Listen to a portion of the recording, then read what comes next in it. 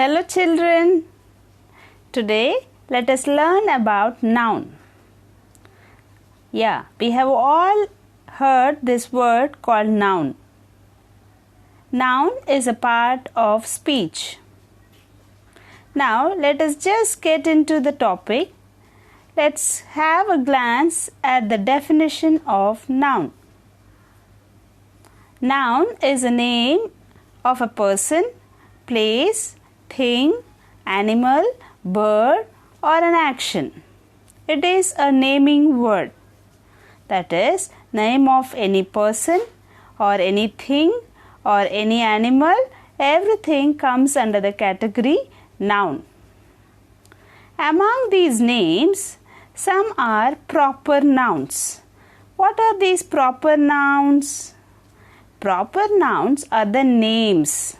That is, the name of a country, name of a person, that is India, Mr. Samson.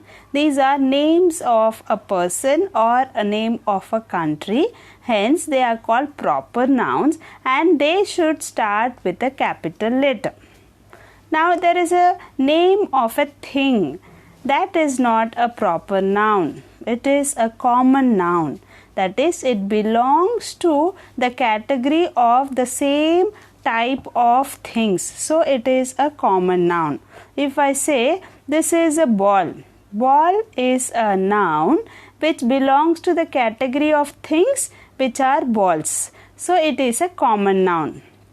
Remember children, proper nouns do not have plural forms.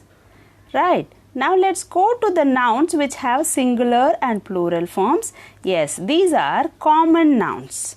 That is, we have a singular and plural form for common nouns. Here you can look into the picture. Flower, flowers. That is one flower and flowers. So you can keep it as a tip to find out whether it is a common noun. Common nouns generally have a singular form and a plural form. That is, flower is nothing but this belongs to the category of things called flowers. The same thing if it is a chrysanthemum, a rose, is it a proper noun?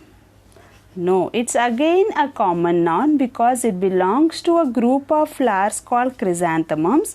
It belongs to a group of flowers called roses. Okay, so that is also a common noun. That is roses, chrysanthemums. Gerunds as nouns. You might have heard about the word gerund when you were learning the ing form or the present participle form of verbs. Yes, gerunds are used as nouns.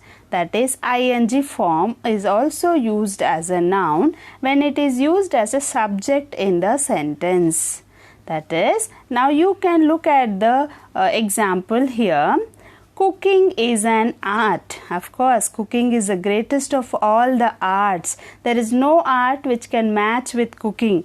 No one can make us water our mouth. No one can tell us that it's sufficient. That is, cooking is an art. Now look children, mummy is cooking.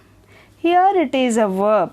Whereas when we say cooking is an art, that means cooking denotes the entire phenomena of cooking.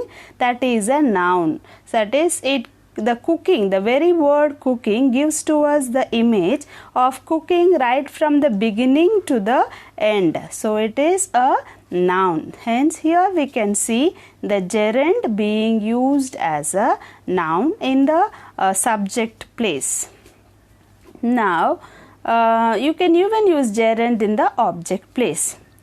Let me explain to you the conversion of verbs to nouns. Here children, here the verb is prepare and the noun form is preparation. That is, I prepare for my exams. In the picture you can see the girl. She is preparing for examination. The same thing you can say, preparation is necessary for exams.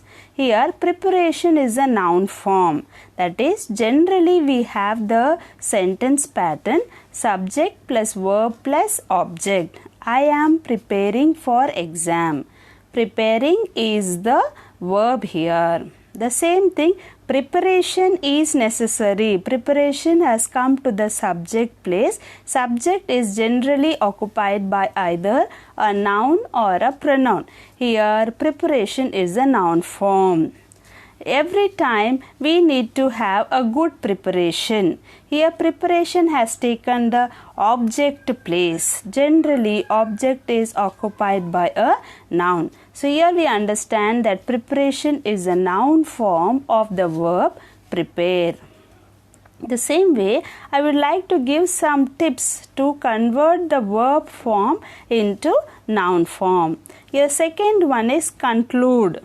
The noun form is conclusion. Govern.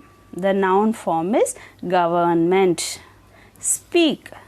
The noun form is speech. Endure. The noun form is endurance. So here the tip that we get here is we can use TION or we can use SION or we can use MENT or we can use ANCE.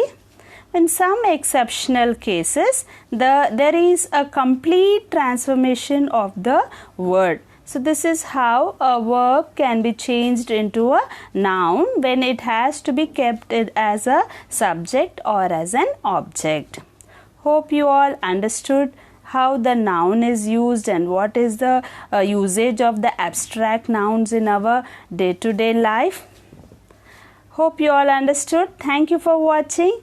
Thank you and kindly subscribe for further updates. Thank you and have a great day. Thank you.